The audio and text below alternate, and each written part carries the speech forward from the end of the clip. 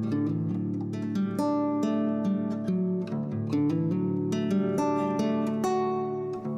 go ahead and do a nice photographic edit of this bumblebee.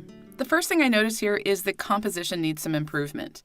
Bees move pretty quickly, so oftentimes when I'm photographing bees or small insects, a little bit of cropping is required after the fact to actually get the composition to look better and actually make that bee kind of stand out in the photo.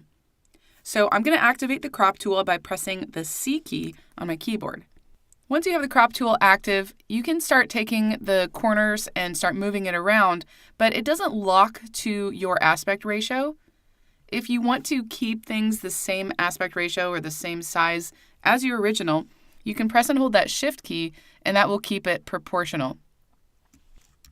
Let's try that again. I'm going to hold that Shift key, and you want to make sure you're pressing and holding that Shift key even after you release the cursor. This happens to me a lot where I release the cursor at the same time that I'm holding the Shift key, and things kind of bounce out of proportion. If there is a specific ratio that you want to use, then you can choose it from the drop-down in the options at the top. So for this image, I'm going to select 8x10 because I feel like it will fit the composition a little bit better. Now, if I resize this without holding the Shift key, it's going to stay and lock that proportion. I'm going to position the bee using the rule of thirds, so I have most of that bee kind of in this little intersection here on the top right. And I'm just fine-tuning it. When you're using the crop tool, you might want to pay attention to this option at the top, and this is the Delete Cropped Pixels option. So if I have that checked, then after I commit my crop, all of the outside area that's grayed out is going to be deleted. But if you leave it unchecked like that, then you still have all of that area, so if you wanted to change your crop later on, you could go back and kind of refine it. So I'm going to press Return to kind of commit that crop. And usually when I'm working with the crop tool, if I want to get back into it, I just do a really quick toggle back and forth from one tool to another. So I'm just going to quickly toggle to the Move tool.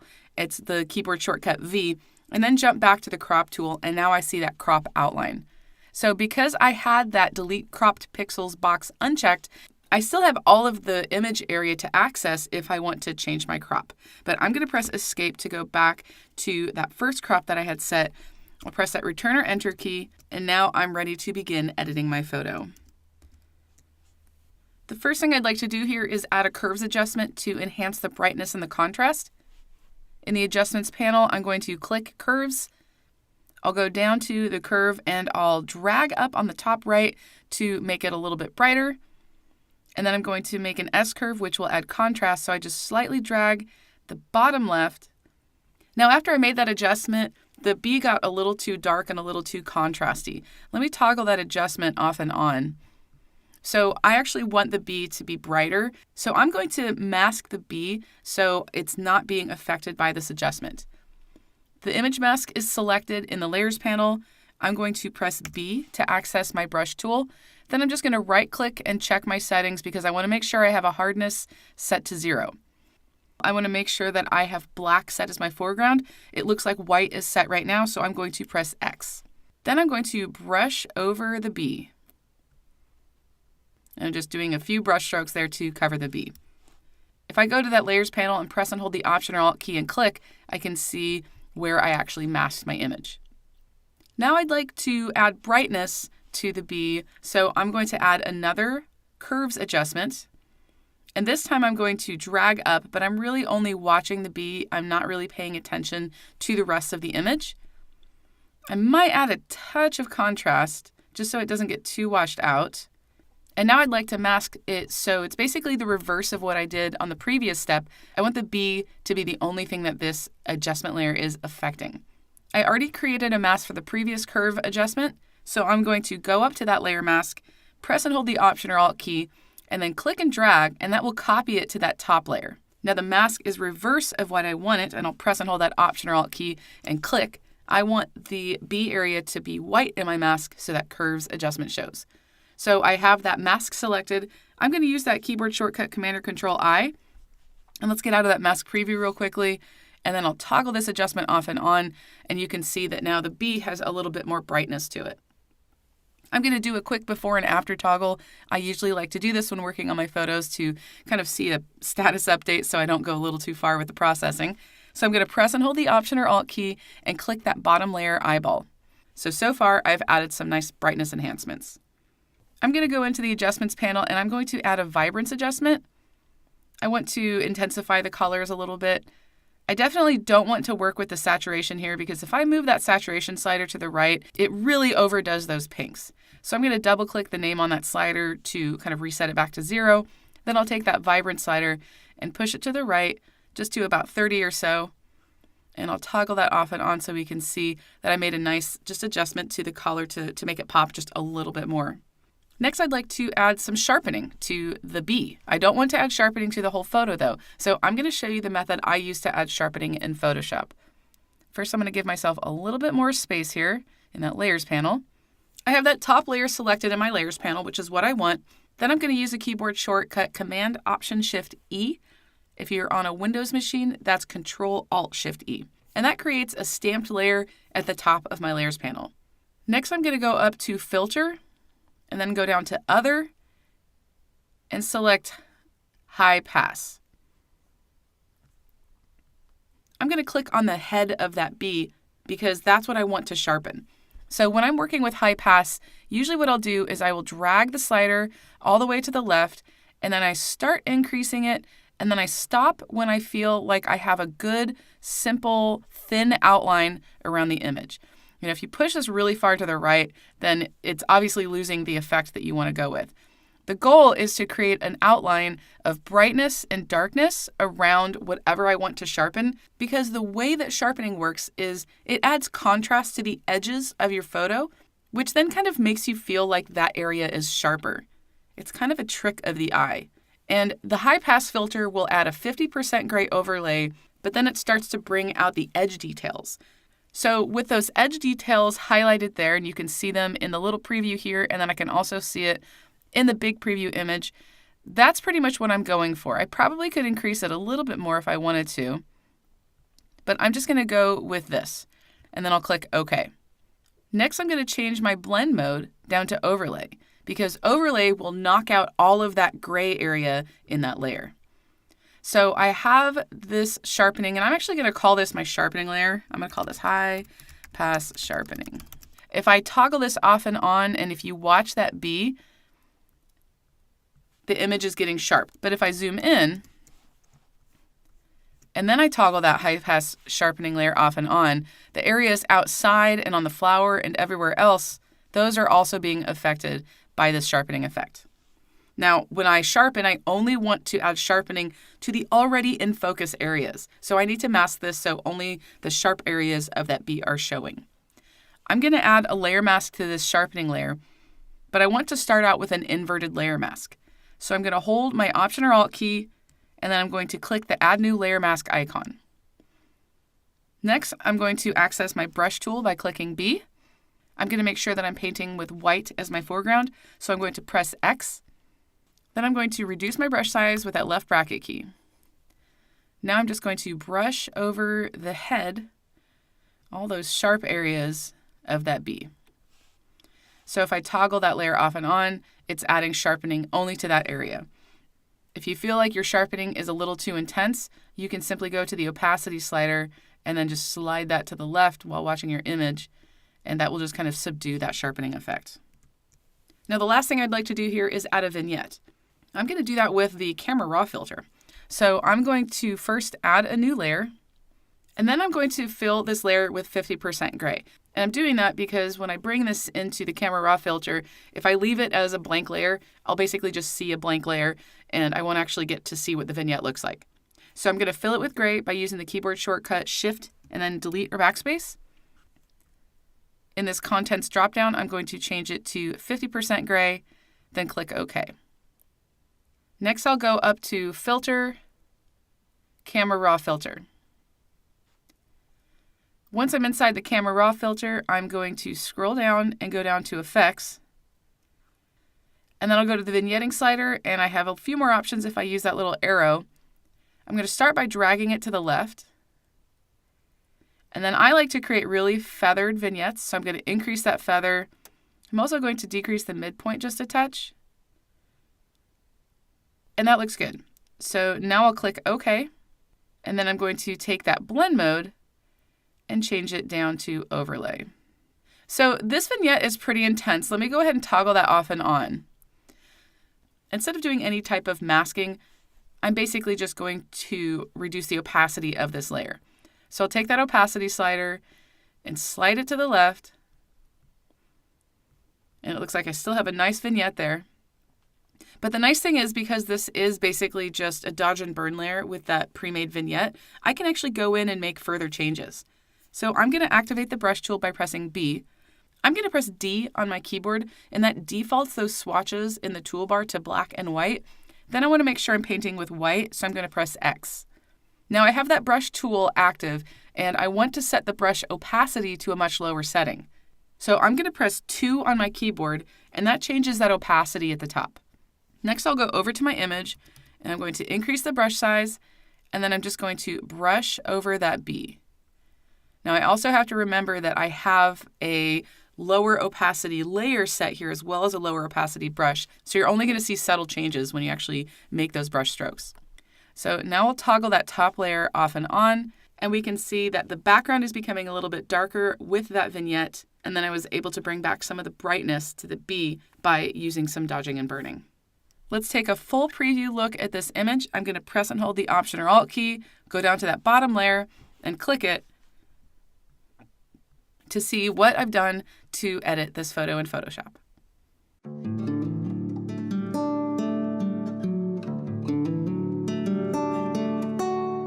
Let's go ahead and do an advanced texture edit to this photo.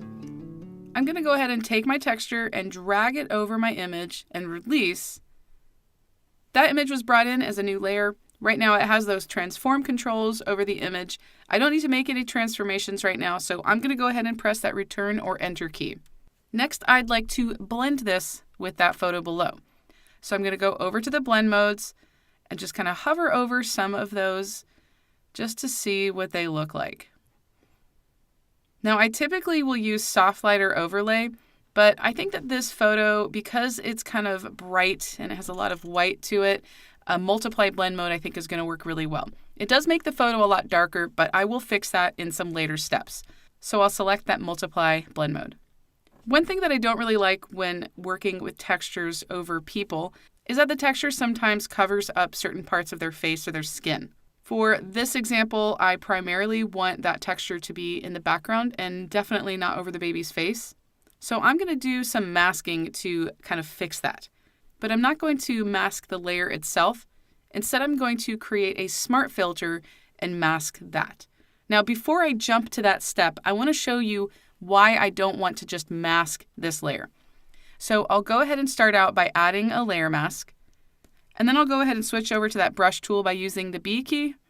I want to make sure I'm painting with black because I want to paint out over the face of the baby. I want to remove that texture. I'll increase my brush size, and then I'll just do some brush strokes over the face. Now, because the background image is a lot brighter and the multiply blend mode really kind of affects and changes the tones in that image, this is much too harsh of a transition for this method to work. I've also lost some of the coloring of that texture. It has a little bit of a warm kind of brownish sepia color to it. And I want to try to retain that, but also remove the actual textured look. So I'm going to backtrack by undoing those last few commands. So I no longer have a mask on my image now. In this next step, I'm going to be adding a smart filter. In order to add a smart filter, first you need to make sure that your layer is a smart object. I have my preferences set to the default of having all layers that I drag and drop over my image to convert to a smart object. And I know it's a smart object because there's a little icon in the bottom right of that thumbnail. If your layer is not a smart object, you can go over to the layer, right-click, and then select Convert to Smart Object. Next, I'm going to go up to Filter, Blur, and then go over to Gaussian Blur.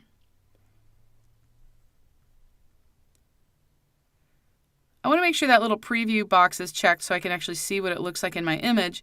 And my goal here is to increase this slider until the image is blurred and that texture has pretty much disappeared. So now all I basically see is just the color. If I toggle this off and on, You can see that it's blurring everything, so there's a lot of color there, but the harshness of that texture is gone. That's set pretty well, so I'll go ahead and click OK. Now in the Layers panel, my smart object looks a little bit different. I have a mask icon that says Smart Filters, and then it lists that smart filter that I just applied. You can add multiple smart filters to a smart object, and they'll just kind of appear here in this list. One of the benefits of working with smart filters is that I can go back and re-edit the properties of that filter. So for example, if I wanted to kind of alter how that blur looks in the photo, if I double-click the name of the filter, it brings up those properties once again. I can reset it back to basically show all of that texture again if I wanted to. I don't need to do that. Everything was set well here, but I wanted to show you one of the advantages of using smart filters with smart objects is that they are very re-editable. I'll go ahead and cancel that to kind of bring me back to where I was. And now what I'd like to do is mask the smart filter. So right now, the smart filter is blurring the texture, but I only want that blurred part of the texture to be over the baby. So I'm going to make sure that the mask is selected, and then I'm going to invert that mask. So I'll use the keyboard shortcut, Command or Control I. Next, I'm going to make sure my brush tool is activated, and I want to paint with white. Right now, black is my foreground color, so I'll press X. I'm going to right-click over the photo and make sure that I have a nice, soft brush so that hardness is set to 0. I'm also going to go ahead and drop my opacity down, so I'm going to drop it down to 50% just by pressing that 5 key on my keyboard. And then I'm going to reduce my brush size a little bit and then start brushing. So when you're brushing with a lower opacity, you want to lift up and then make several brush strokes over the same area. This is just a nice way to ensure that you get a softer blend on your edges. I'm going to increase that opacity to 100% now, and then I'm going to increase the brush size, and then just kind of get these sides over here. The mask is still selected, and I'm still able to edit the properties of this mask in that Properties tool. So I'm going to go down to the Properties tool. I'm going to increase the feather, and this will just soften the edge of that mask even more.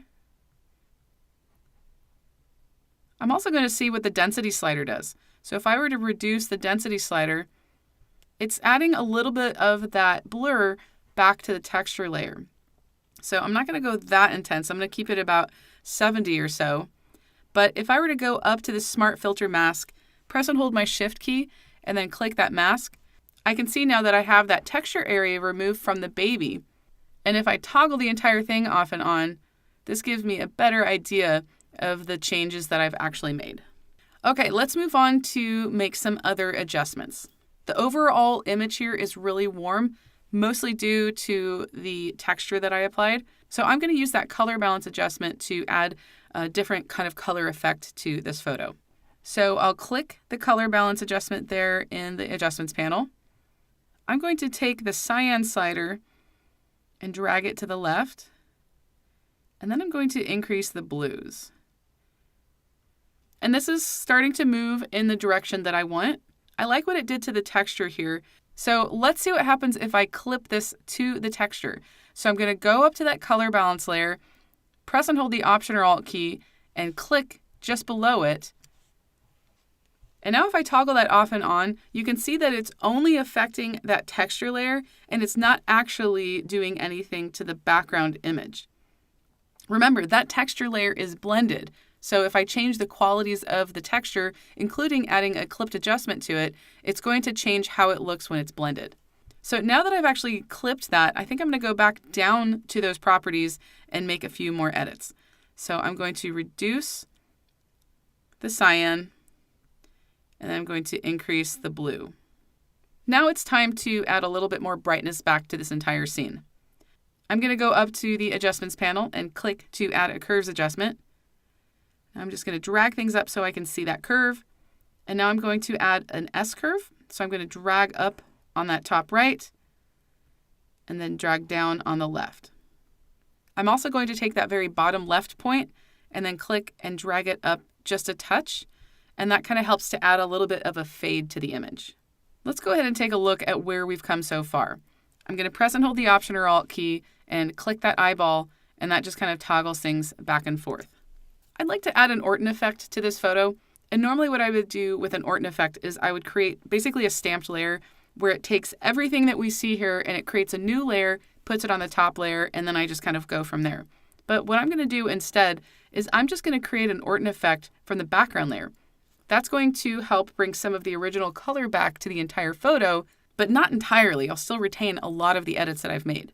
So I'm going to give myself a little bit more room here in the Layers panel.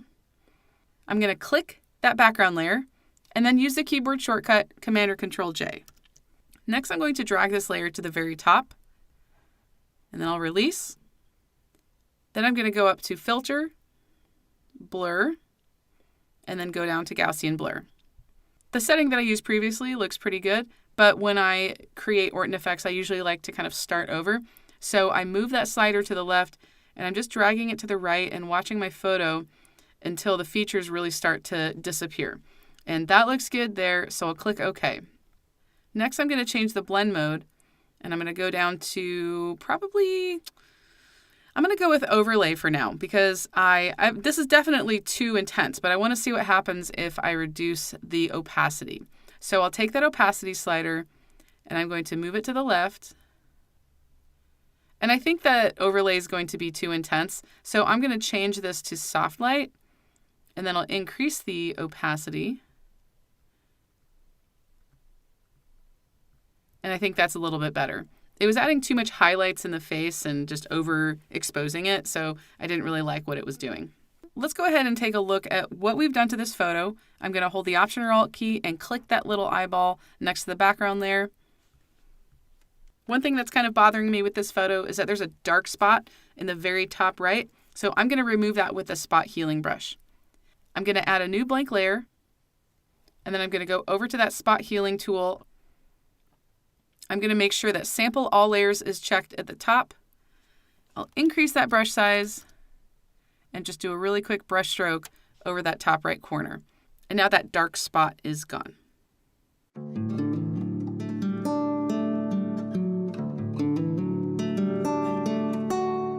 In this video, we'll be taking this image and doing luminosity masking using channels. Let's go ahead and get started. I have the layer selected. There's only one layer in this document. And I'm going to head up to the Channels panel. If you don't see the Channels panel, go up to Window, Channels, and then just make sure there's a check next to it. Now I'm just going to click through each channel, and what I'm doing is I'm looking for the channel with the most contrast. It looks like the blue channel has the most contrast out of these three, so this is the one I'll be working with. I'm going to press and hold the Command or Control key and then click the blue channel, and it will create a selection in my photo. Next, I'm going to go back over to the Layers panel, and then I'm going to head down to the Adjustments panel and add a Curves adjustment. Before I make any adjustments, first I'm going to preview the mask. I'm going to go up to that mask icon, I'm going to hold the Option or Alt key, and then click. Now I can see a black and white representation of that mask. What I need to do here now is add contrast to this mask so I have much more defined white and black areas. So my goal is to have the sky and the water be more white, and I want the rest of the image, such as the foreground, the rocks, and the mountains, I want those to look black in the mask. So I have that mask selected. I'm going to go up to Image, Adjustments, Levels. Next, I'm going to take the far left slider, and I'm going to drag it to the right, just watching to see how the mask is changing and what areas are actually turning black. And then I'm going to take that far right slider and move it to the left. And this is just adding a lot of contrast to the mask. You can play around with that middle slider if you want to kind of shift things from one direction to the other. And this is a good stopping point, so I'll click OK. Now I'm going to make adjustments to the Curves adjustment so it only affects the areas that are white here in this mask. I'll click that Curves icon. And then in the Properties panel, I can actually make my adjustments. I want to darken the sky just a touch, so I'm going to take that curve, click, and then drag down. So if I toggle that layer off and on, you can see that it's really only affecting the brighter parts of the scene. Now I'd like to adjust the other parts of the image, but I'd like to make them brighter. Because I already have a Curves adjustment and I already have a mask that was created, I'm simply going to duplicate this layer. So that layer is selected. I'll use the keyboard shortcut Command or Control J. And then before I do anything else, I'm going to go down to the first curves adjustment, and I'm going to rename this layer. So I'll double click that name, and I'm going to call this Highlights. And then this new layer I created, I'll call Shadows. So the Shadows layer has that mask selected. If I press the Option or Alt key and click, you can see what that mask looks like. This is identical to the mask that I just created because I duplicated the layer. And what I'd like to do is invert this so the curves adjustment is affecting the other parts of the image. So to invert a mask, make sure the mask is selected and use the keyboard shortcut Command or Control I. Next, I'm going to click that curves icon. I'm going to go down to the curves adjustment properties and reset it. This curves adjustment will only affect the mountains and the rocks and all that foreground area, and I'd like to make that a little bit brighter. So I'm going to click that curve and then drag up. Let's get a before and after preview of what we've done so far. So I'll press and hold that Option or Alt key and then click that little eyeball next to the background layer. And if I go back and forth, I can actually see what it's done. Now that I've made these adjustments, I usually will want to go back and feather the adjustment to kind of let things blend a little bit better. So if I click on the mask for the highlights layer, I can see that I have some options here in the properties panel. I'm going to go down to that feather slider and move it to the right. I'm going to do the same for the shadows. So I'll click the mask icon on that shadows layer and then go down to the feather and move it to the right.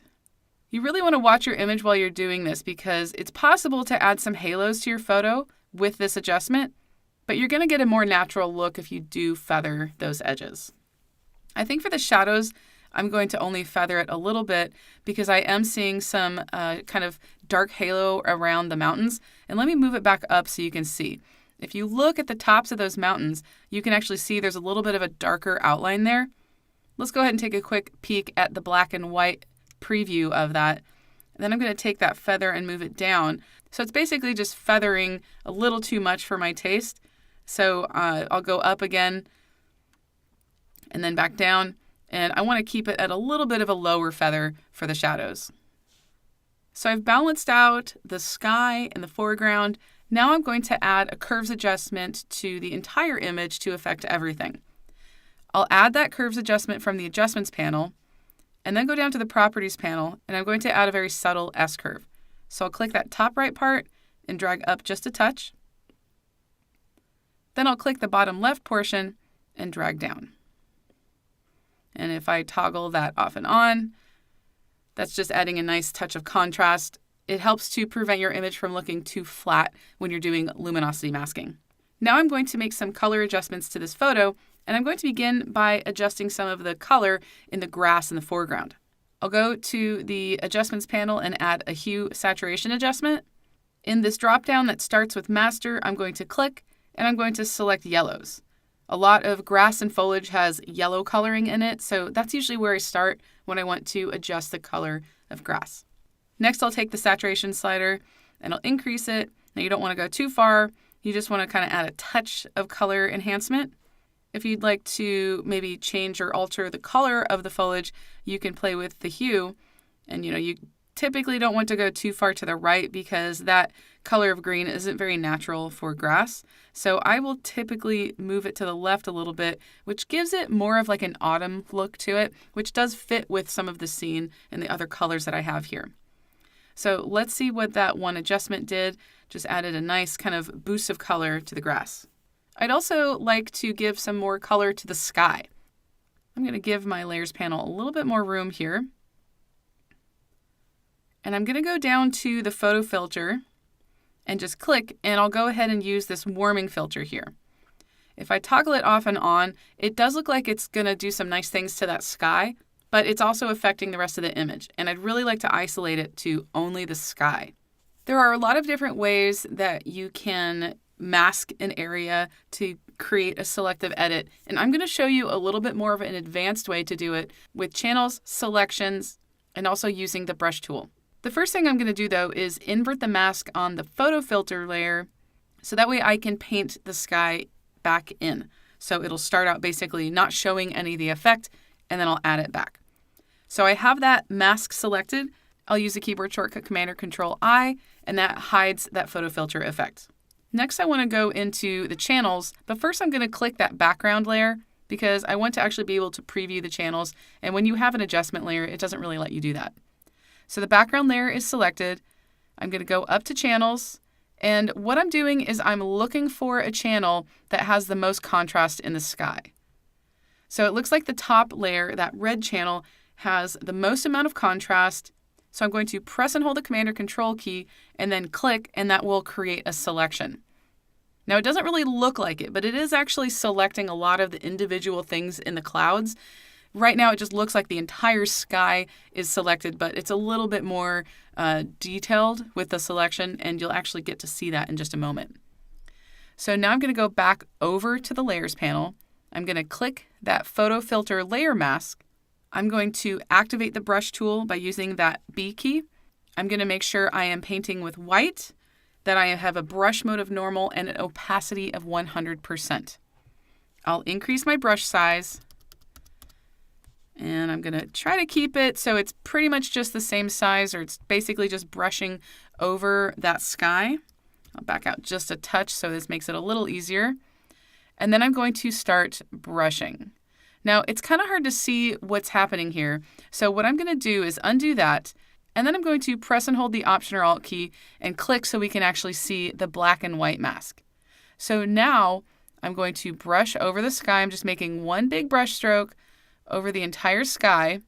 Now, if you remember from the lectures where I talked about filling masks with white and black, if I were to fill this whole thing with white, the sky would look basically like it does right now, but so would the rest of the image. However, I wanted to isolate where the white actually ended up in that selection, so I used the brush tool instead of actually filling the entire thing.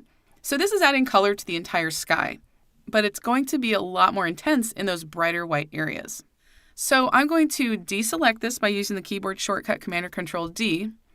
And you can also see that some of the mountains also got some of that brush stroke on them, and that's okay.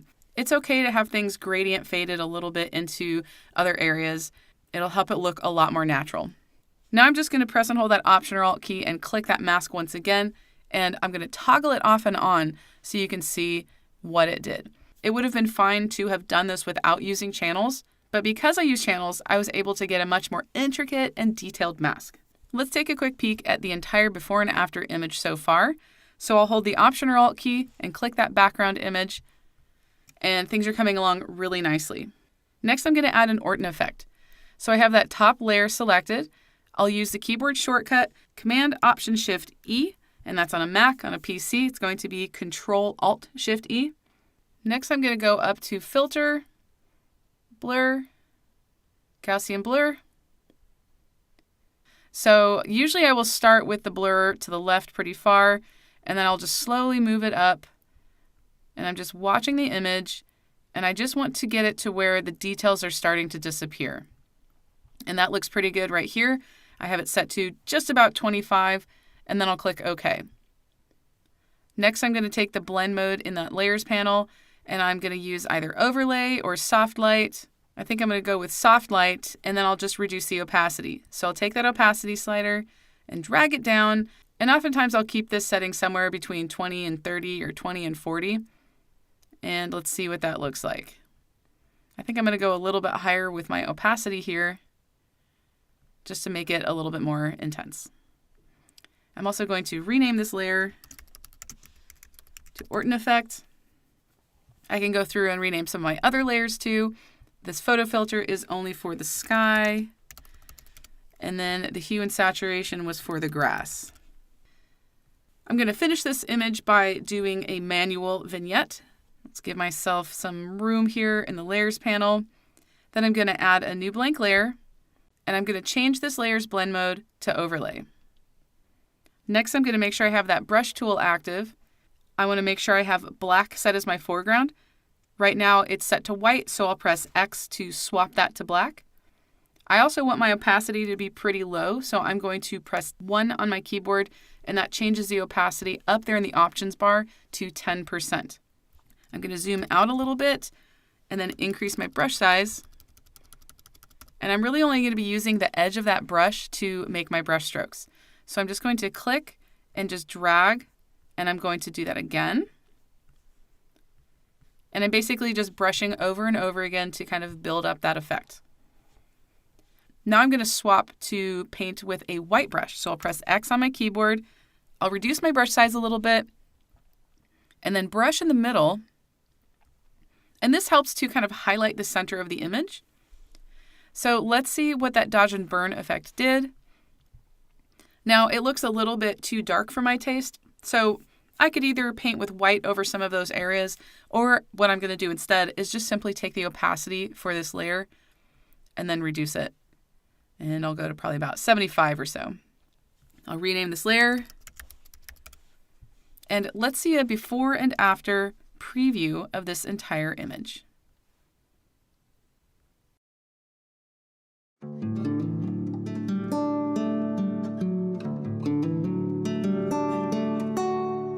Let's go ahead and edit this landscape photo. For this image, we'll be using luminosity masking. Instead of working with channels, we're going to be working with the color range tool. Let's go ahead and jump right to it. I'm going to go up to Select, Color Range, and in the Select dropdown, I'm going to choose Highlights. I'm going to start moving sliders here until I start to see some of the actual area pop through. If you don't see the black and white preview on the left, go to the Selection preview. Oftentimes it's defaulted to None, but you can change it to grayscale and it gives you a better idea of what's actually being selected.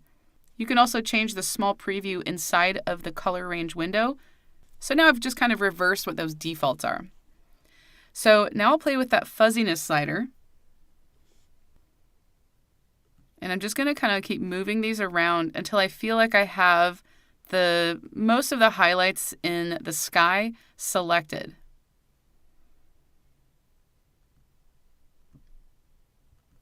So that looks like it's a pretty good selection there. It's selecting most of the sky, but there's still some shadows in the sky that I don't want to be selected. So I'll click OK. I can see that I have that selection inside of the preview, and I'll go ahead and add a curves adjustment. So I'll click that curves icon, and what I'd like to do for the highlights is basically just make them darker. So in that curves tool, I'm just going to click and drag that curve down. Then I'm going to go up to my layer. I'm going to double click the curves name, and I'm going to rename it to highlights. Now let's go ahead and adjust the shadows. I'm going to click the image layer. Then I'll go up to Select, Color Range. And instead of working with the highlights, I'm going to work with the shadows. Again, I'm just going to move these sliders until I get a good amount of that foreground selected. And then I'll click OK. I'm going to add another curves adjustment. For this adjustment, I'm going to add some brightness and a little bit of contrast as well. Now I'm going to rename that layer to shadows. I'm going to toggle the before and after, and I would like to see what everything looks like. And it looks like there's some areas that the mask is making them look a little too flat, especially in the areas on the mountain. So what I'm going to do is go through each of these masks and add some feathering to them. So I'll click the shadows mask, and then in the properties panel, I'm going to take that feather slider and move it to the right. I'm going to do the same with the mask for the highlights. I'll click that mask, go down to the properties panel, and increase the feather.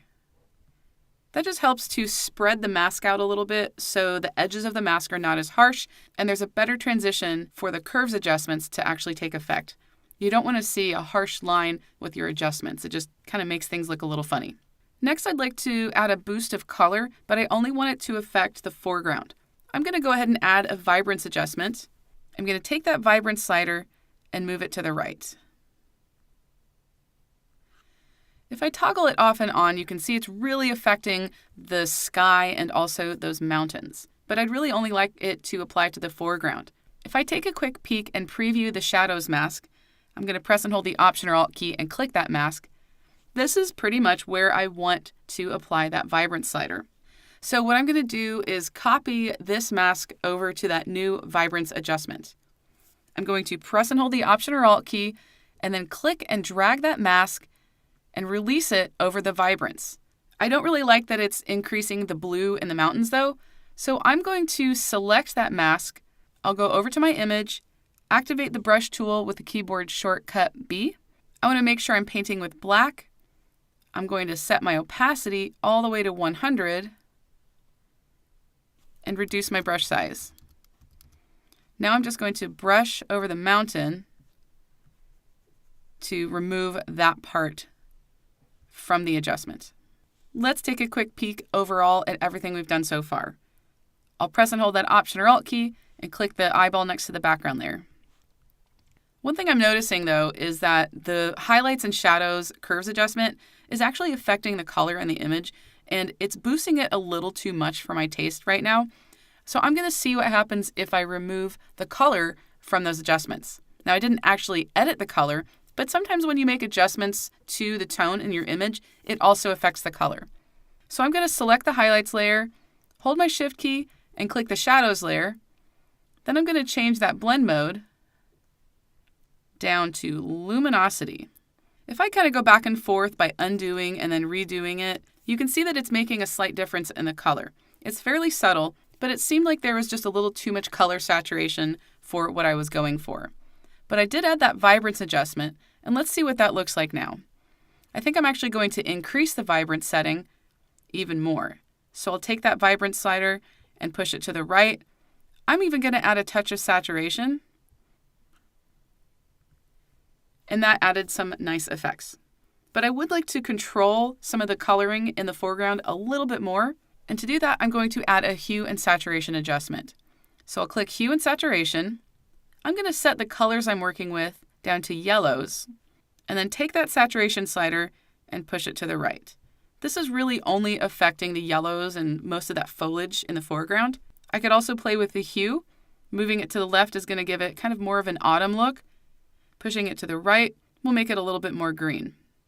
So I'm going to push it to the right just a little bit, and let's see what that did so far.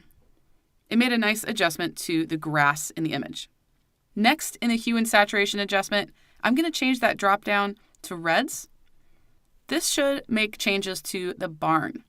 So if I increase the saturation, I'm going to push it really far to the right. You can actually see where it's affecting the image. I definitely don't want to go that heavy with it. I'm just going to add a touch of saturation. I'm also going to see what the lightness slider does. I don't really like that one, so I'm just going to reset it back to 0. Let's see what this did to the image. It's just a nice subtle adjustment, primarily affecting the color in the foreground in that grassy area. Next, I'd like to add some dodging and burning as well as a vignette, and I can do it all in the same layer. So in the Layers panel, I'll add a new blank layer. I'll give myself a little more room there in the Layers panel. First, I'm going to name this Dodge and Burn, and also maybe add vignette to that as well. Then I'm going to change the blending mode down to Overlay. I still have that brush tool active, but I want to make sure that I'm painting with black. So I'll press X on my keyboard. I also want to paint at a really low opacity. Because I have that brush tool set, if I press 1 on my keyboard, it's going to change the brush opacity down to 10%. Next, I'm going to zoom out and increase the brush size, and I'll start off by adding a vignette. So I'm just going to make brush strokes all the way around, and then I'm going to release and add another brush stroke. I'm really just using the edge of that brush because that's kind of where the feathered part is, so it's going to be a much softer transition. And I'll do that a few more times. I'm just lifting up and making a brush stroke. Let's see what that looks like so far if I toggle that top layer off and on. I have a nice vignette added, but the center still looks a little too dark. So I'm going to press the X key to switch so I'm painting with white. Then I'm going to reduce my brush size. And I'm going to start out by doing some brushing over the barn. I'm going to zoom in as well. So I'm just going to make several brush strokes over this area. It just kind of builds up the effect when you do that. So let me toggle the layer off and on. Just watch the barn as I'm doing this, and you'll see how I was really able to add brightness to that area. Next, I'm going to zoom out, and I'm going to increase my brush size and just add 1 or 2 kind of sweeping strokes on the inside to make kind of a spotlight effect to the middle. So I'll toggle that off and on, and that really helped to kind of draw the eye to the center of the image. I'm going to make one more quick brush stroke over on the left there to make sure that barn is nice and bright. And I'm also going to fix this spot, got a little too dark, so I'll brush with white over that area as well. To finish this image, I'm going to add an Orton effect. I'll switch to my hand tool real quickly just to kind of make the view look a little bit nicer. Then I'm going to add a stamped layer to the top of the layers panel. I'll use the keyboard shortcut Command-Option-Shift-E for Mac. On a PC, it's going to be Control-Alt-Shift-E. Next, I'll go up to Filter, Blur, and then I'll go over to Gaussian Blur. I want to now increase the radius size so the image is blurred, but I can still kind of see the shapes in the scene. It looks like a setting of close to about 50 is a good look for this, so I'll click OK for that. Next, I want to change my blend mode down to soft light. Now this is a really intense effect, so I'm going to drop my layer opacity, and I'll go down to around 30%. I'm also going to rename this layer. And let's see what that layer did. That adds some nice kind of contrast and glow. I could even increase the opacity a little bit more to intensify that effect. Okay, let's take a full look at what we've done to this image. I'm going to press and hold the Option or Alt key and click the eyeball next to the background layer. So here's my before image. The color was kind of dull and the tones weren't really balanced. But with the final image, it has a little bit more color, contrast, and the light overall just looks better.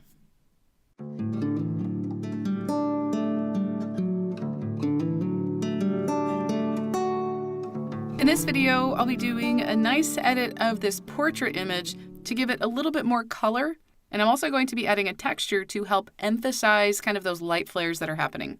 The first thing I'm going to do here is crop it. I just want to kind of tighten the composition a little bit. I'm going to press C to access that crop tool. Then I'm going to hold the Shift key and just drag from the top left just a little bit. I don't want to cut her arm off on the bottom left. I want to make sure that stays there. So I'll press Return or Enter to commit that.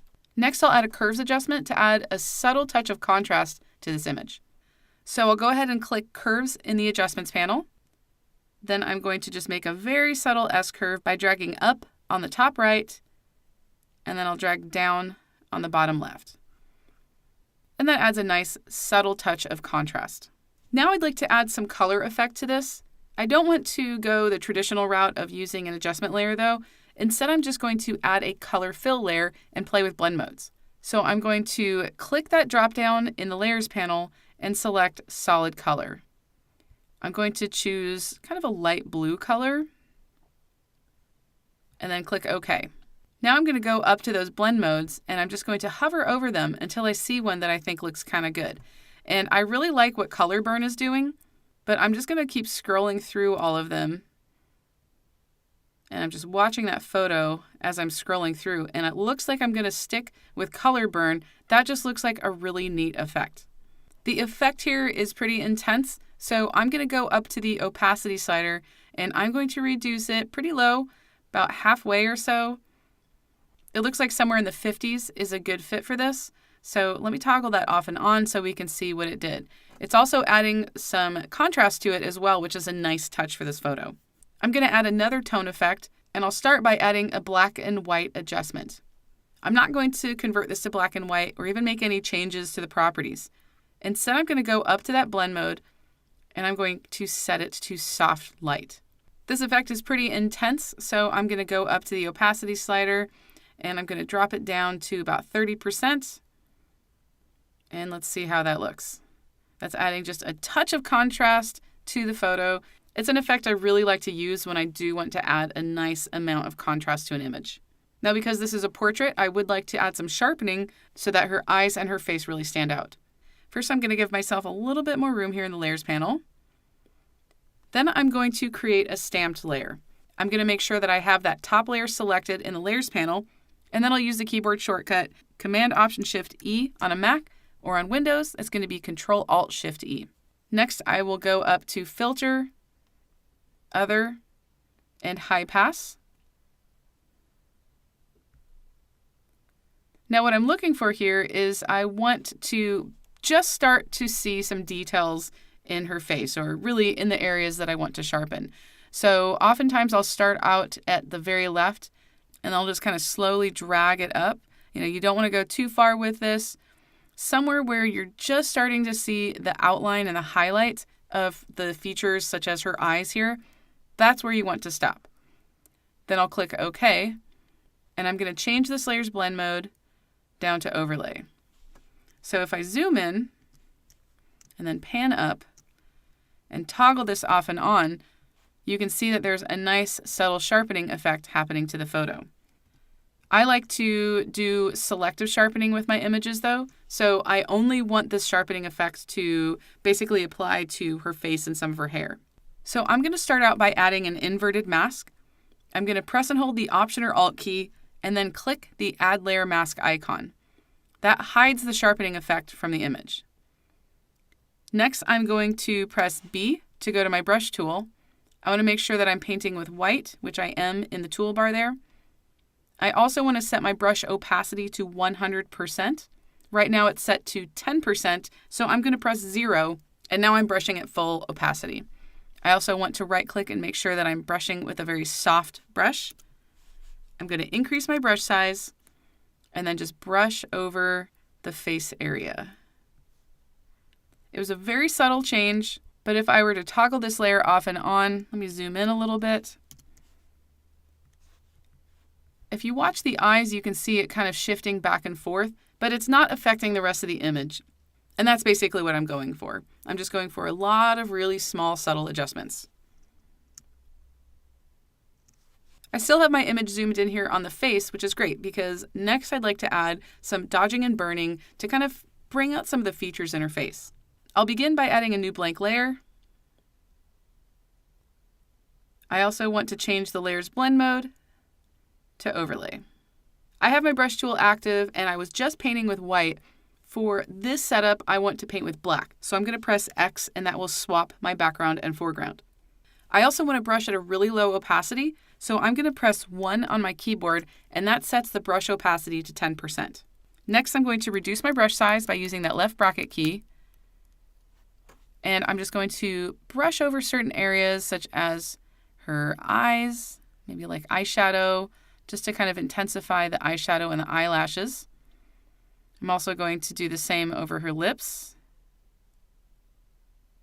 Now I'm only painting with 10% opacity, so if I brush over another area, it's just going to kind of build up that effect. I'll also brush over some of the hair that is just surrounding her face.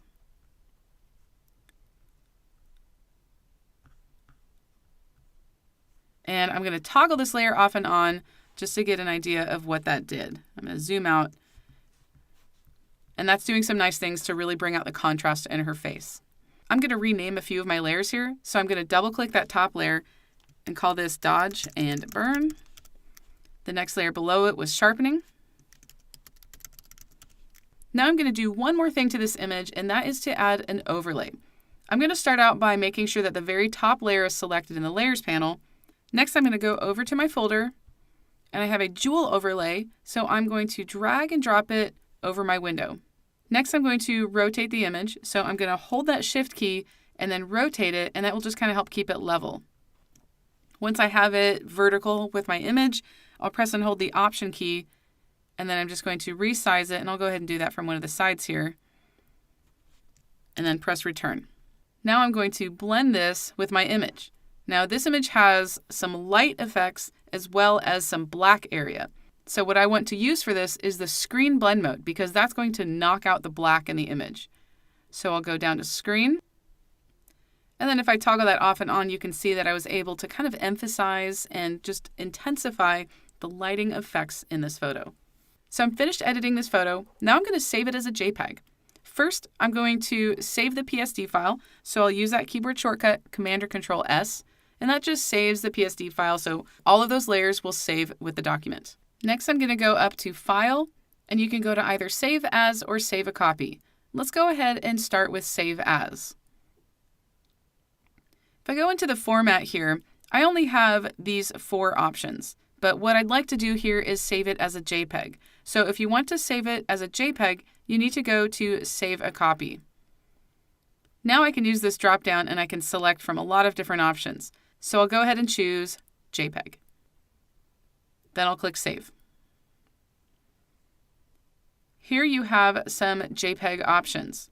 You'll pretty much only want to concern yourself with the image options here. I like my images to always be the very best that they can. So I always save my images to a quality of 12. This will make them a larger file size, but if you want your photos to basically look their best, then keep it to that maximum quality setting.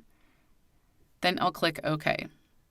Let's go ahead and take a look at that JPEG photo. I'm just going to go to the folder and double-click to open it. If you are saving JPEG photos and you want to share them online, you probably won't want to upload them at their highest resolution. So let's go ahead and resize this JPEG file so it's a little bit better for sharing online. I'm going to go up to Image, Image Size, and here you can see how big this file is originally. First, let's change the resolution. I typically keep the resolution to 300 if I'm planning on printing it, but when I'm sharing it online, I change it to 72. So I'll change it to 72. That also changed the width. But don't worry, because you can change the width and the height, and it will still keep that resolution the same. So I'll go ahead and set this to maybe 1500 pixels wide, and then I'll click OK. And now it's a much better size to share online. So I'll simply use the keyboard shortcut, Command or Control S, to save my file, and then I can close it. Now I'm back to my original PSD file. So if I ever wanted to save a copy and print it, I would just save another copy from this PSD file, and then I'll have that full resolution JPEG file to work with.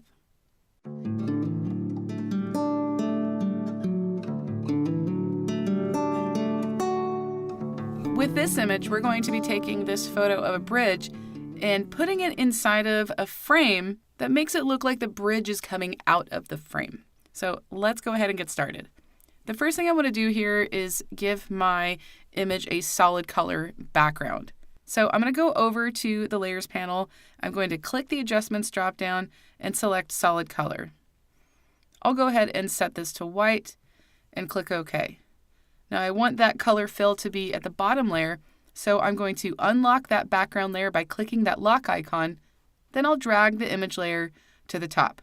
Now I'm going to create a rectangle that's going to serve as my frame for this image. In the Layers panel, I'm going to access that rectangle tool. You can also get to it by using U on your keyboard shortcut. Then I'm going to draw a square. I'm going to press and hold the Shift key and then start dragging to create a nice square. I can also press and hold that spacebar if I want to reposition it while I'm actually creating it, just to get it in the right spot. And I'm basically trying to get it so that the bridge is going out to the top right of that square. Once I release, I can actually see the square that I've created. It's a white square with a blue stroke or a blue border around it, but I want to change it so it doesn't have that stroke around the outside. So in the options at the top, I'm going to click that stroke option and then just set it to nothing. Now the fill on the inside can be set to anything because I'm going to be clipping the layer to it, so it doesn't really matter what color it is. I'm just going to leave it just like this. Then I'll press that Return or Enter key. Now let's get the bridge photo inside of this square. In the Layers panel, I'll go ahead and take that bridge photo and click and then drag it above the rectangle. Next, I'm going to press and hold the Option key and then hover in between those two layers and then click. That creates a clipping mask, so the bridge layer is now contained within that square shape. Now let's create the appearance of the bridge coming out of the frame, and I'm going to do that on a new layer. In the Layers panel, I have the bridge layer selected. I'm going to duplicate that layer by using the keyboard shortcut, Command or Control J. The bridge layer on top is not clipped to that square so we can see the entire image. What I'd like to do here is mask it so that only the bridge is visible. I'm going to first go up to Select and then choose Sky. So the sky here is selected, but I want the bridge to be the thing that's selected. So I'm going to go back up to Select and choose Inverse. Now in the Layers panel, I'm going to add a layer mask, and that will automatically take that selection and mask it. Now I'd like to add a border around that square as well as a drop shadow, and I'm going to do that using layer styles. The quickest way to get to the layer styles for a layer is to go to the layer that you want to add the layer style to. Make sure your cursor is over the blank space in the layer and it's not hovering over the thumbnail or the name. Then double click. The layer styles window will pop up, and I'm going to go ahead and start out by adding a stroke. Now when you add a layer style, you can check that box to the left of the name, but you won't actually see any of the properties unless you click the actual name itself. And then you'll see that it's got a little bit of a highlight there. I'm going to take the size and increase it quite a bit, so around 50. I also want to make sure that the position is set to inside. Anytime I add a stroke to a square and I want to make sure it maintains that kind of crisp edge corner shape, I'll keep it set to inside. If you set it to outside, you can see how it starts to kind of round the edges. It's not necessarily a bad look, it's just not the look I'm going for here. So I'm going to change it to inside, and I'm going to set my color to something, maybe something a little bit more brown. And then I'll click OK. I'd also like to add a drop shadow behind the square. So I'll click the drop shadow name. That adds a check to the box, and it also shows me those properties. I'm going to set that distance to be a little far away.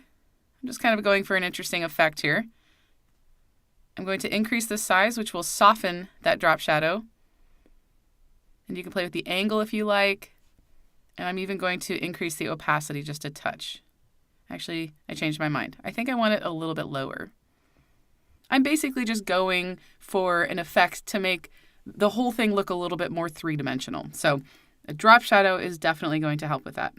So this looks good. I'm going to go ahead and click OK. And then I'm going to activate the mask on the top layer once again. I only want the bridge to look like it's coming out of the top right part of the image. So I'm going to do some more masking to the bottom part of that bridge. First, I'm going to zoom in, and then I'm just going to scroll down so I can actually see that area. Next, I'm going to go up and I'm going to choose the rectangle marquee tool, and I'm going to draw a rectangle. I'm going to start drawing, and what I want is I want that top part of the selection to basically be the inside part of that stroke. Now, obviously, I started in a bad spot. It's not where I want it to be. But instead of having to deselect and start over again, all you need to do is press and hold the space bar, and then you can actually move your selection wherever you like. Once you have it where you want it, release everything, make sure that the layer mask is selected, and then I'm going to look at my swatches on the left. I want to fill this selection with black to hide that part of the image. So I'm going to use the keyboard shortcut, Command or Control, and then delete or backspace. And that removed the bridge from my image. Next, I'll just deselect this with the keyboard shortcut, Command or Control D. Lastly, I'd like to crop this because we're a little off balance now that I've removed a lot of the image from the left. So I'll press C to access the crop tool. I'm going to go up to the ratio dropdown and change it to 8:10. The 8:10 ratio automatically goes to a vertical crop, and I want this to be horizontal. So to switch that, simply press X. Now I'll just drag my entire image, and once I have it where I like it, I'll go ahead and press return. And now we have kind of a cool three-dimensional photo of a bridge that looks like it's on a frame, maybe hanging from a wall, but it's also coming out of the frame.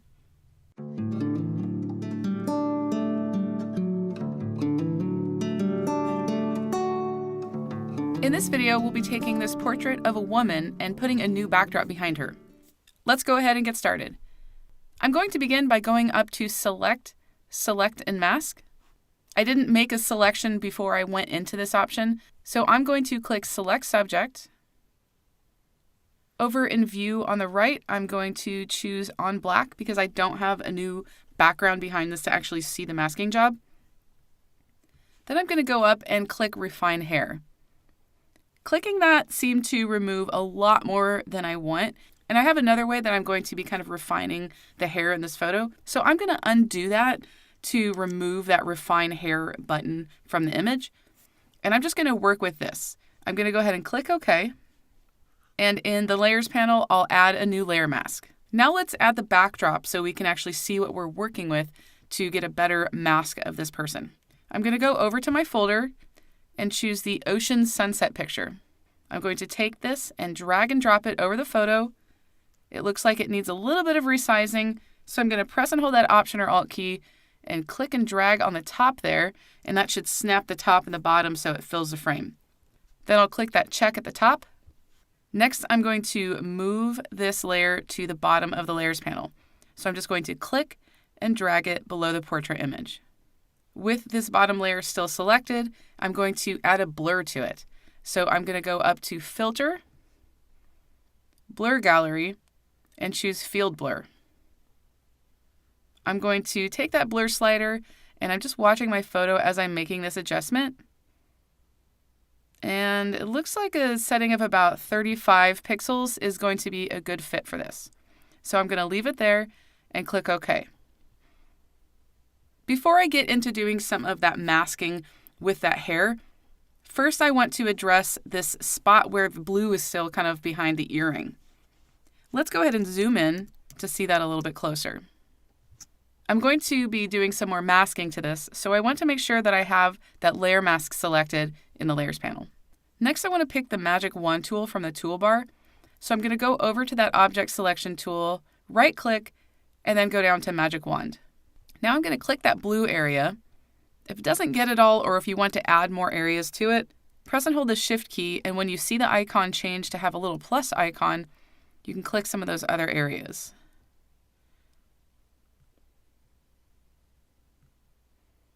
And that last click got a little too much, so I'm going to undo that last click, and I'll just go with this for now. I have my mask active, and what I want to do here is fill this with black. If I look over in the toolbar, it looks like black is my foreground color. So I'll use the keyboard shortcut, Option or Alt, and then Delete, and that fills that area with black. I'm going to deselect this, so I'll use that keyboard shortcut, Command or Control D. And there's definitely some cleanup that still needs to happen here. Oftentimes when refining a mask in Photoshop, it's not as easy as just clicking a button or moving a slider. Sometimes you actually have to get in there and do the masking with the brush tool manually. So I'm going to zoom in to get a little bit closer. And I'm actually going to start up here in the kind of ear section. I'm going to switch to my brush tool, and I'm going to reduce it way down, really, really, really low. I'm going to right click, and you can see that I have a brush size of 10 pixels and my hardness set to 0. So I'll go ahead and start with that. And then I'll press Return or Enter to get out of those brush settings. Now what I want to do is brush along the edges of this mask. My goal is to kind of remove that light blue that's kind of still faded into the edge of the ears and some of the skin. Now when I'm brushing, what I'm trying to do is make it so that only the edge of the brush is actually kind of touching that part of the mask. So if I click and drag, you can see how it's just adding a really soft, like faded effect, and it's just fading away that edge. I'm going to move down here, and I'm going to address some of this area. First of all, what I want to do is bring back some of this mask, and it looks like I didn't switch my brush back to white, so I'm going to undo that and press X. And I just want to make sure that I actually have the edge of the mask kind of in the right area there. Sometimes the mask can push in a little too far, and it looks like the mask was pretty good. So I'm going to make sure that, again, that I'm painting with black, so I'll press X, and then I'm going to click. I'm going to hold my Shift key, and I'm going to find something that's basically a straight edge, and then I'm going to click again. And if I keep holding that Shift key and make my way around the edge of the mask, it's going to keep a straight line for me, so I don't have to actually continue to draw. Sometimes it's difficult to draw with a mouse or a magic trackpad. If you have a Wacom pen, that can make it a little bit easier, but using that Shift key modifier can still really help with this. So now I'm going to address this side of her kind of cheek here. I'm going to click, hold that Shift key, and then just kind of click somewhere else down the line. And it's really helping to kind of remove some of those jagged edges as well.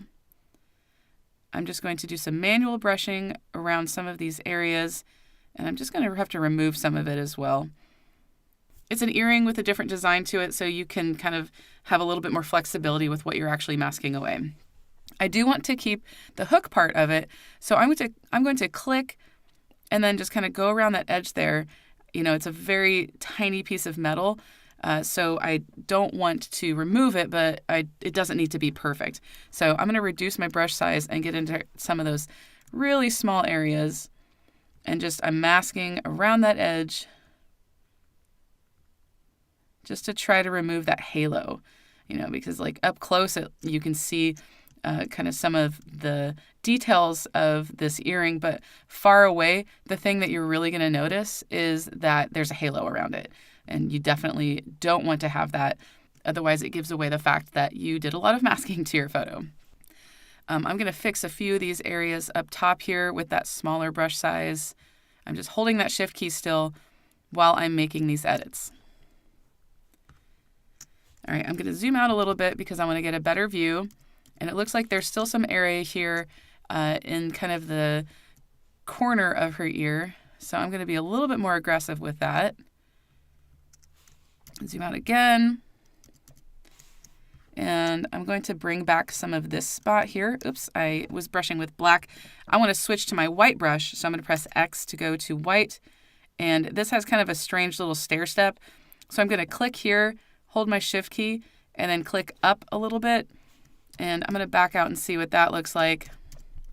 That doesn't look too bad, but I'm going to go back to my black brush and then kind of redo this to try to give it a little bit more of a smoother edge there. And I think that helped. So now what I need to do is I need to address the edge that's all the way around her body. And you can see it's really jagged and there's a halo. So I'm just going to keep continuing around using a manual brush, and I'm just holding that shift key to kind of create a straight edge and remove that kind of bluish whitish halo. While I'm doing this, I'm going to be swapping back and forth between black and white, and I do that using the X key on my keyboard. I'll also be increasing and decreasing the size of my brush with the left and right bracket keys. So I'm just going to go ahead and do this work and speed up the video so you can kind of see a faster progression of what I'm doing. Go ahead and pause the video here if you're working alongside with me to make some of those edits yourself.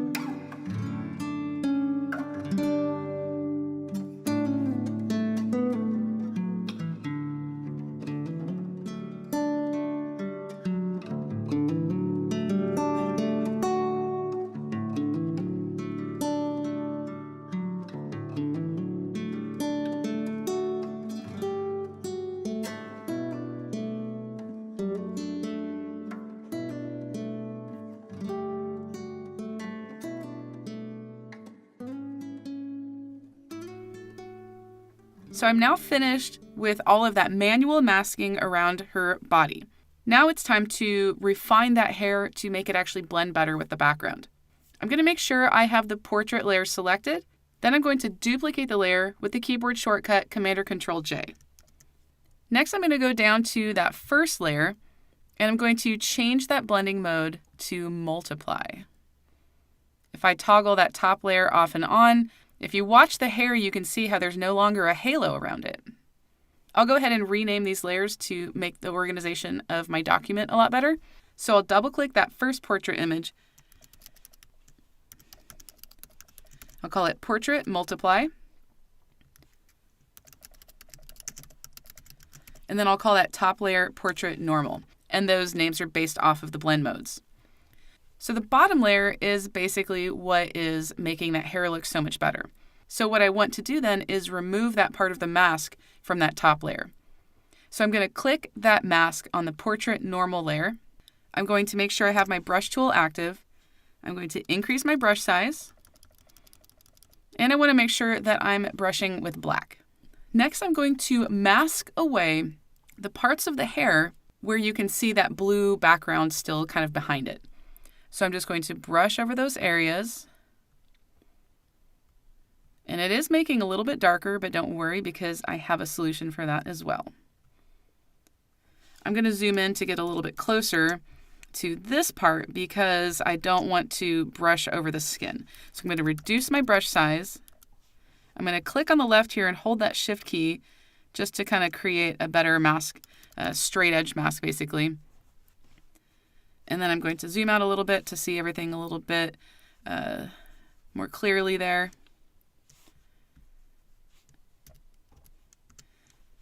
And this is definitely coming together. I see a few spots over here I think I may have missed, so I'm going to increase my brush size. And if you want to double check, you can always go over to that layer mask in the layers panel, hold the option key and click the mask. And now I can see some of those areas, kind of those stringy hair areas that I did miss. All right, let's go back to our normal view. Making that adjustment and kind of refining the hair made her hair a little bit too dark. So let's go ahead and add some brightness back to it. I'll go ahead and start out by adding a curves adjustment. Next, I will increase that curve just to add brightness. I'm going to click in the middle and drag up. I don't want this curves adjustment to affect the entire image. I'd only like it to affect the hair. And this multiply layer has her hair masked. So what I'm going to do is take that curves adjustment and drag it down just above the portrait multiply layer. Then I'm going to clip the curves adjustment to this layer so it doesn't affect the background. So I'm going to press and hold the Option or Alt key and hover just below the curves layer until that icon changes.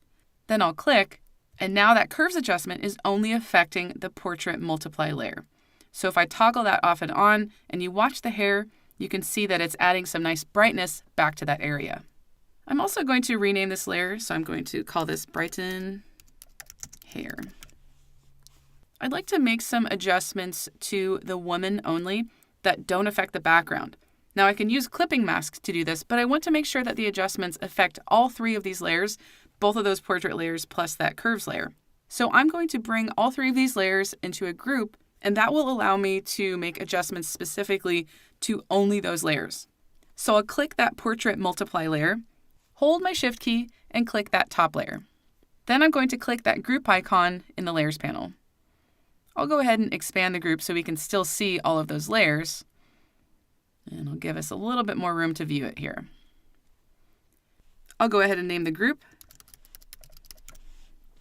Now the first adjustment I'd like to do is one that's going to help colorize the woman so she blends with the background better.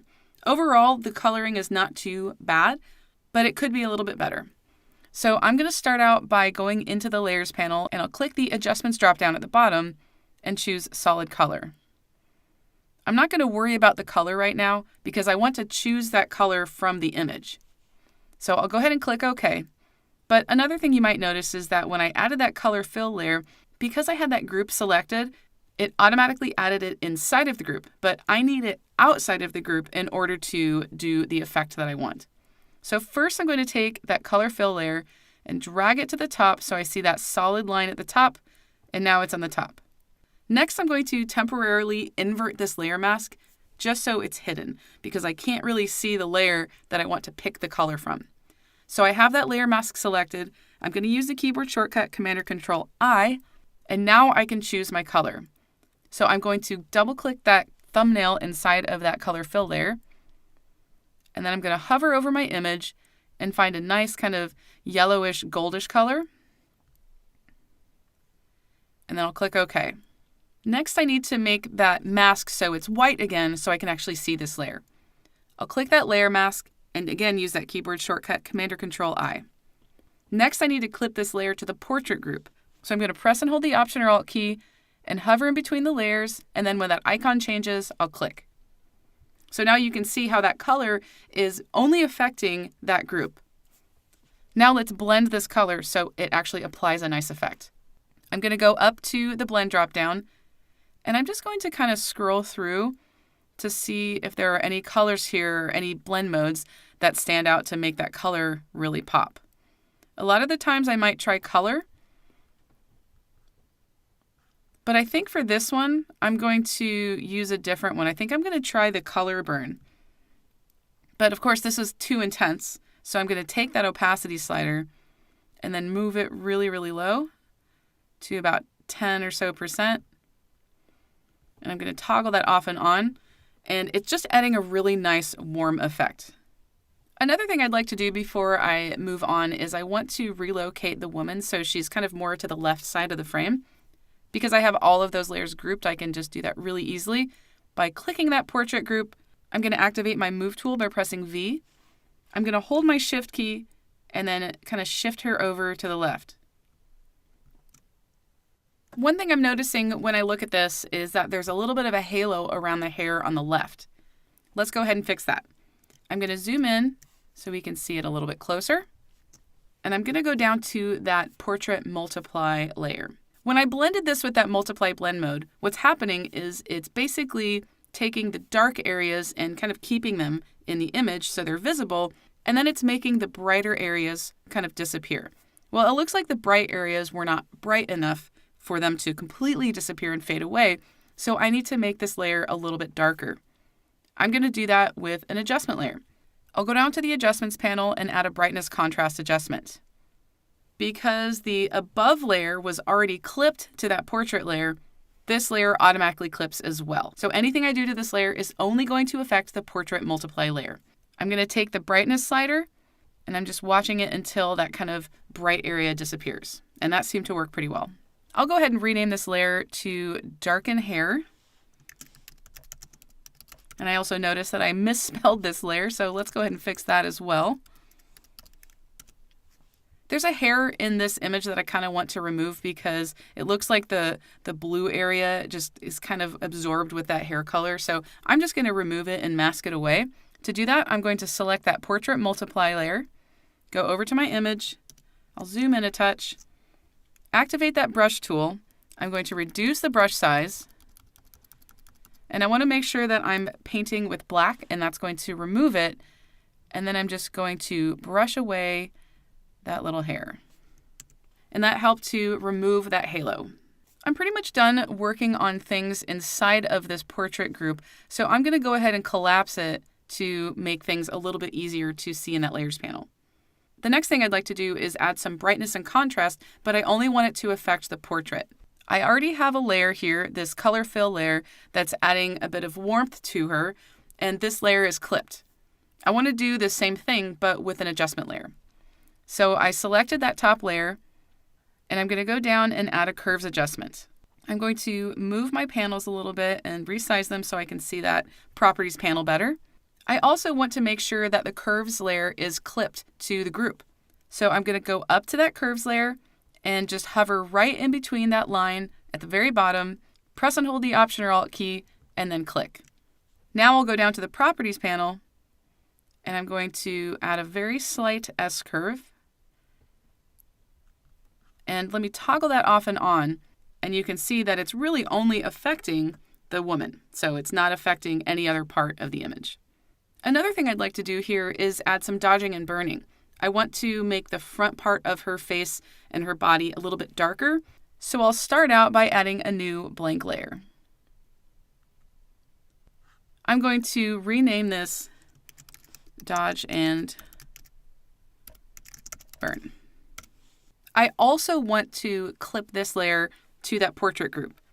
So I'm going to go over to the Layers panel, press and hold the Option or Alt key, and then click just below that layer.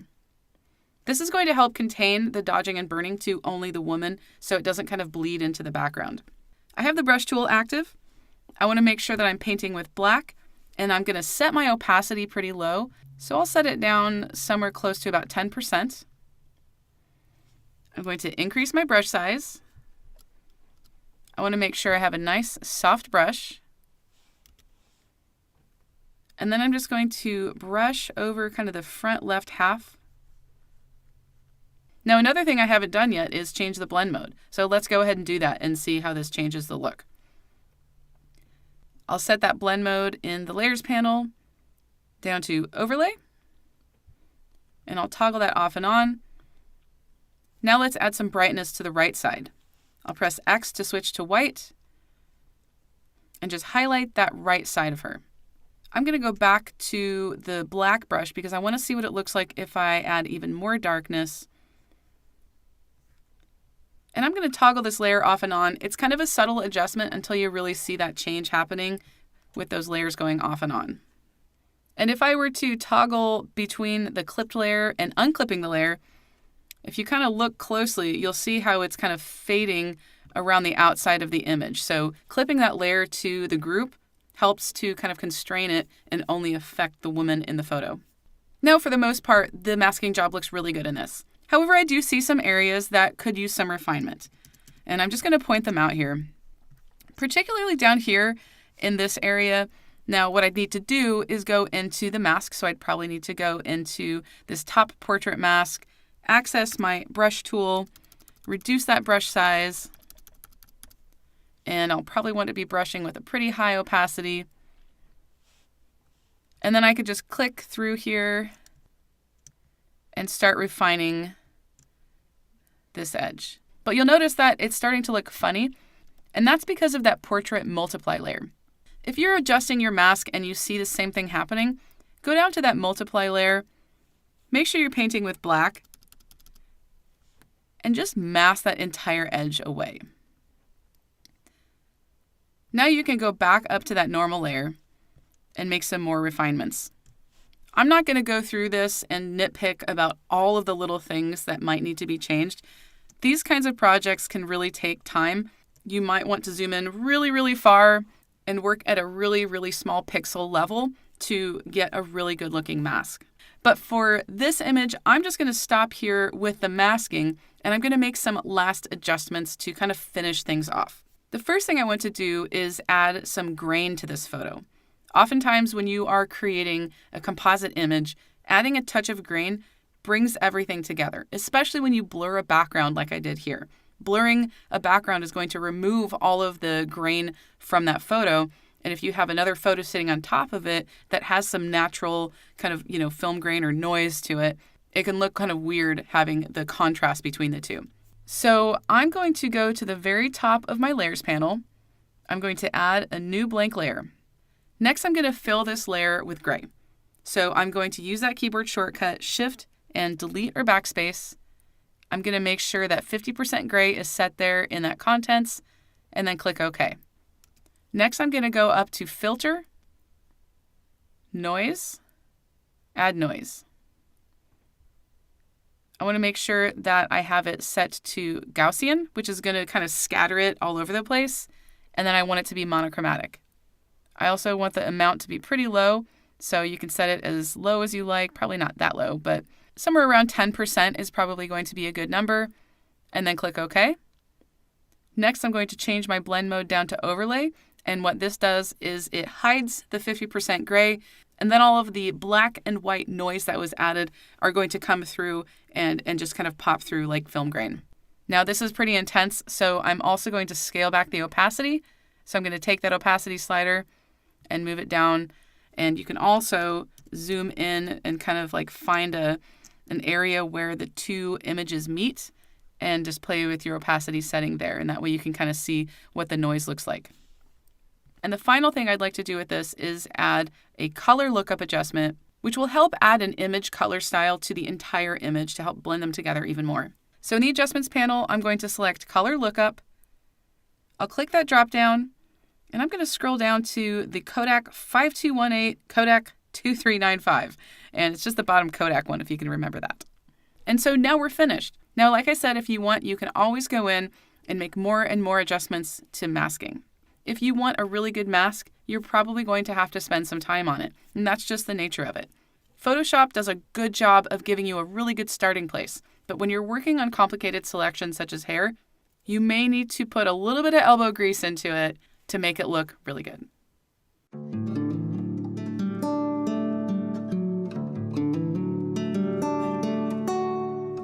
In this video, we'll be creating a collage from scratch and adding these photos to it. I'm going to begin over in Photoshop, and I'm going to create a new blank document. I'm going to use the keyboard shortcut Command-Control-N. Then I'll go over to the Photo tab, click View All Presets, and I'm going to choose the 8x10 landscape. You can make edits over here if you'd like to make it larger or smaller, but I'll just use the default preset and then go ahead and click Create. Next, I'd like to create my grid to actually position my collage inside of. You don't have to create your collage with a perfectly aligned grid, but this will show you how to do that if you do want to kind of have a nice grid of photos to work with. So I'm going to begin by going up to View and then go to New Guide Layout. I want to set my columns to 3. I want to remove that gutter, and that's basically just kind of the double line there that you see. So I'll just change that to 0. And I'm also going to add some rows. So I'll go ahead and add 2 rows, again with a 0 gutter. Now I'll go ahead and click OK.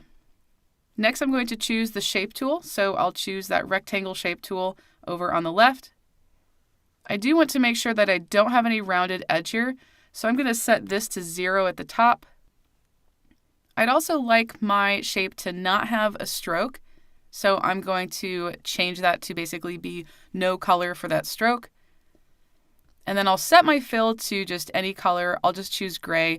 It doesn't really matter what color your shape is because it's going to be covered up by whatever image you put on top of it. But I usually will use different colors for each shape because it's easier to see them. So I'm going to go to the top left and click and drag my shape, and it should snap to those guides. Then I'll press the Enter key, and I need to create 2 more shapes for this top row. Instead of creating a new shape with the Shape tool, I'm just going to duplicate the shape layer that I have. So I'm going to activate my Move tool. I'm going to hover over this image. I'm going to press and hold the Option or Alt key, and that allows me to duplicate this layer. Now I can drag it to the right, and if you want to make sure you keep it level, hold that Shift key, and then release. I'd like this shape to be a different color than the gray shape on the left, so I'm going to press U, and because this is a shape layer, it selects that shape, and it brings up the options at the top. So I'm going to take that fill, and I'll just choose any color here in my swatch list there, and then press Return.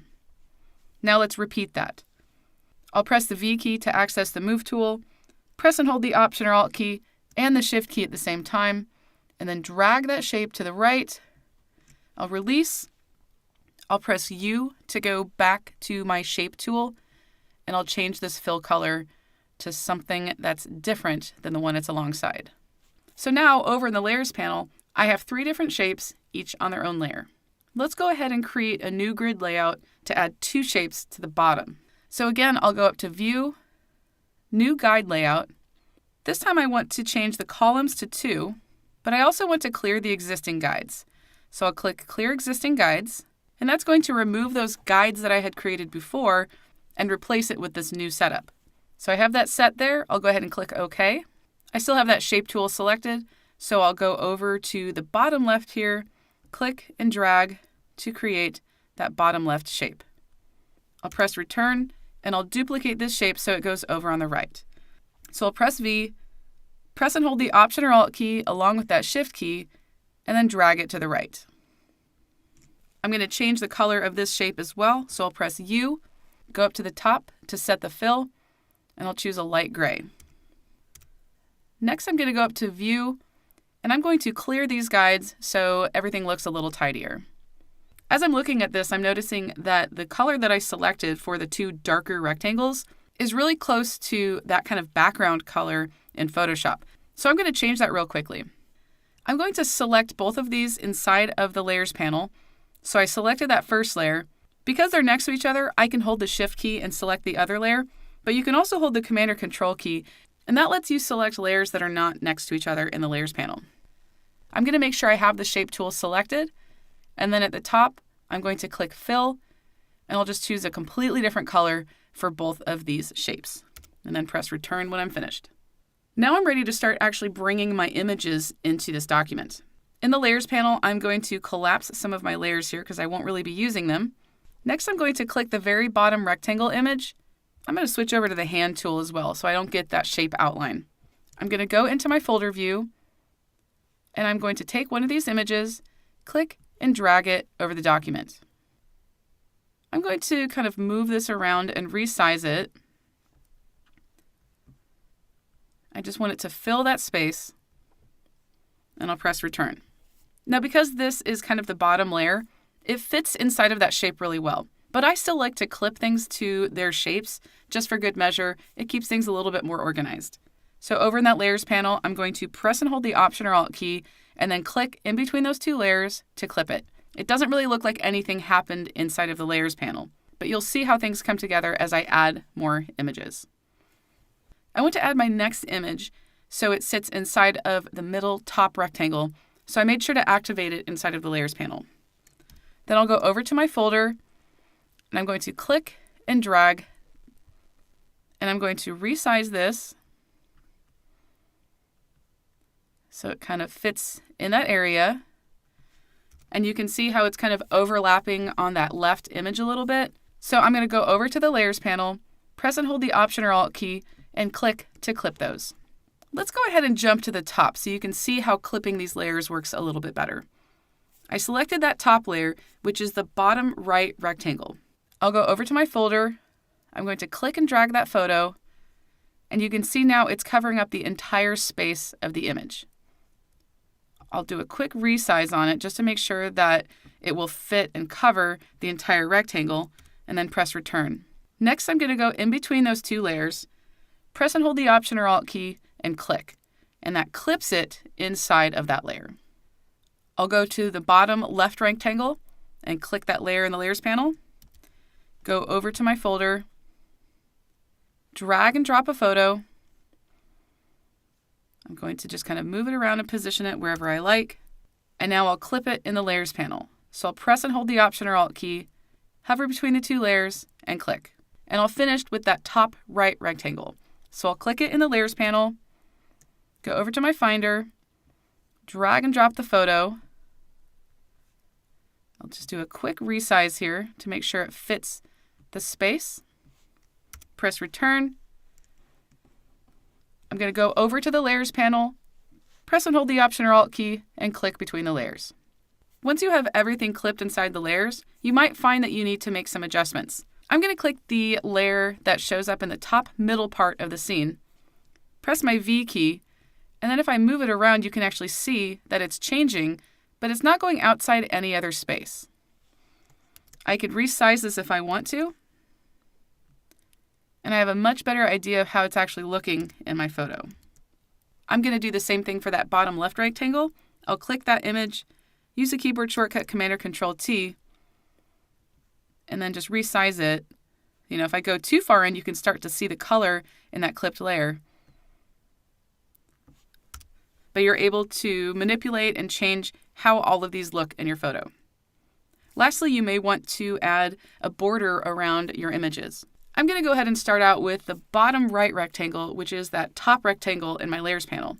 To add a border, or it's called a stroke inside of Photoshop, I'll do it using layer styles. The quickest way to get to layer styles is to go over to the layer you want to add it to, and then double click in that blank space off to the right.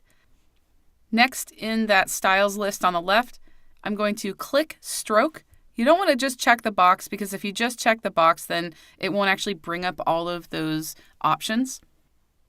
I'm going to change my color to white, and I will increase that size. I like to use the inside position.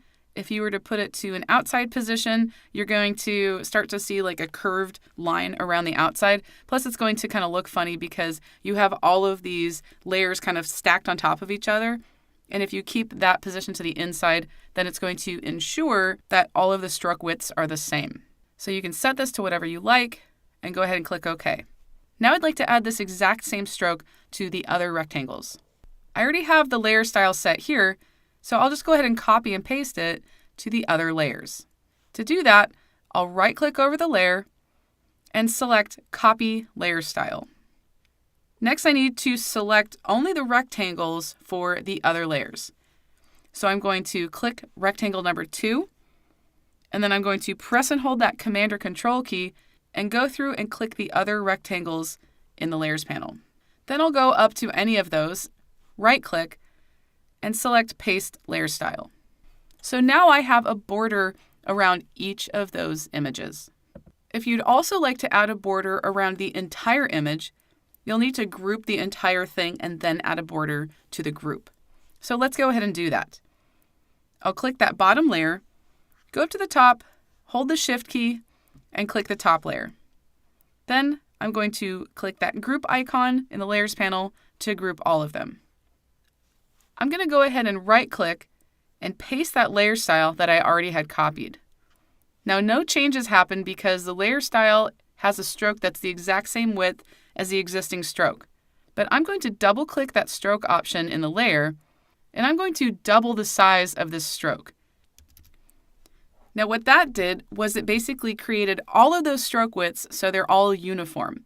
When you add an inside stroke to two layers that are butted up next to each other, it doubles that stroke width. But the outside edge is going to be basically just the normal stroke width. So by grouping the layers and adding a stroke to the entire group, I was able to only add a stroke to the outside, and by doubling it up, now I have a uniform width stroke around the entire photo.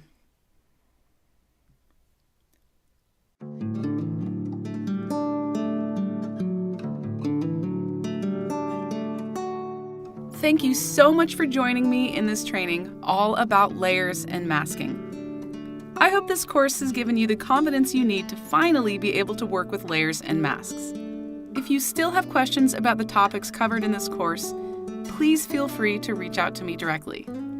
Thanks again, and take care.